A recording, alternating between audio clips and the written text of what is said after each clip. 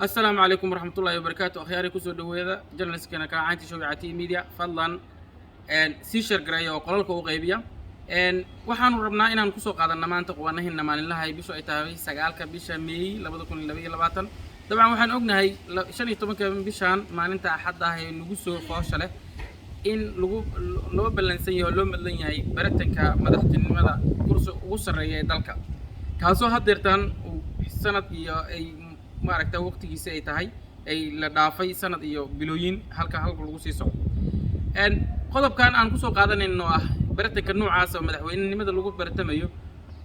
yaa saameynta iyo haddii la kuro fircoonida ugu badan yaa sita ilaa hadeertan waxa xusid mudan oo aan rabnaa inaan hoos ka xariiqno in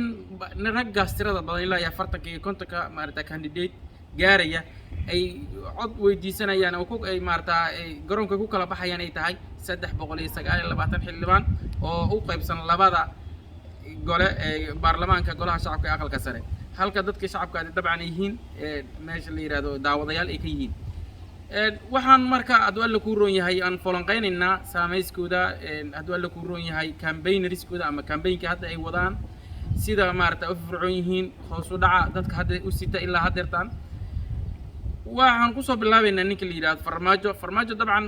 maalintii jimcaha ahayd ayuu bilaabay campaignkiisa ugu xooggan ilaa hadeertanna isaga ayaa sita markii loo fiiriyo musharaxiinta kale halka sidaas la mid ah Cabdiraxmaan Shukuru asaguna dab yar shideyn oo wato campaign culus oo xalay ugu dambeysay xalfadda soo dhaweynaa xildhibaanada habargidir maaragtay adeerkood baa dabcan halka ay fadhiyeen iyo xildhibaano kale xataa dabcan maaragtay dawladda Koonfur Soomaalida kale iyo Soomaalida elite-ka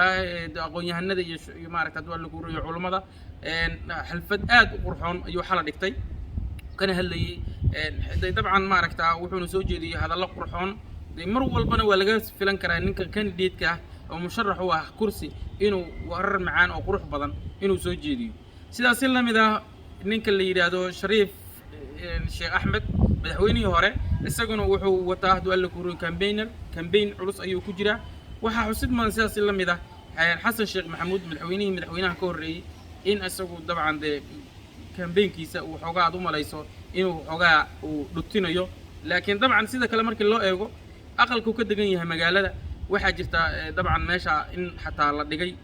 sawir qaadayaal iyo kaamiramanno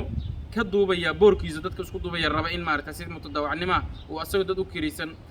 inuu intay ka duubaan ama ay ka sawiraan dabcan la siinayo qofkii telefonkiisa loogu tuuray waa campaignka unit ah oo asaga u gooniya halka Facebook iyo maaragtay dawladda ku roon yahay YouTube-ka ama page-ka ama dawladda ku Twitter-ka aad iyo aad u campaignkiisa u hooseeyo oo liisu waa mid siyaaro daciifa Xasan Sheekh dabcan ma aqaantay dabcan wuxuu maaragtay halka wixii dhigay aan isku soo duubno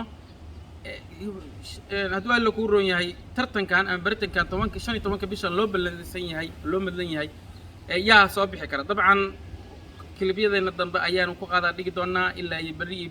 maalinta xiga ama ilaa iyo waxaan wadi doonaa subaxnimada axadda waxaan halkan ku soo gudbin doonaa page-keena Cati Media iyo journalist-keena Cati Media labadaba inta saddexda waxaan ku soo gudbin doonaa fursadaha musharaxiinta ay haystaan dabcan intaan ayaan ku soo gabagabeynaa nin walba campaign-ka uu sameynayo iyo intuu maaragtay quwadiisa campaign ay la eg tahay khiyaaray waa idin salaamayna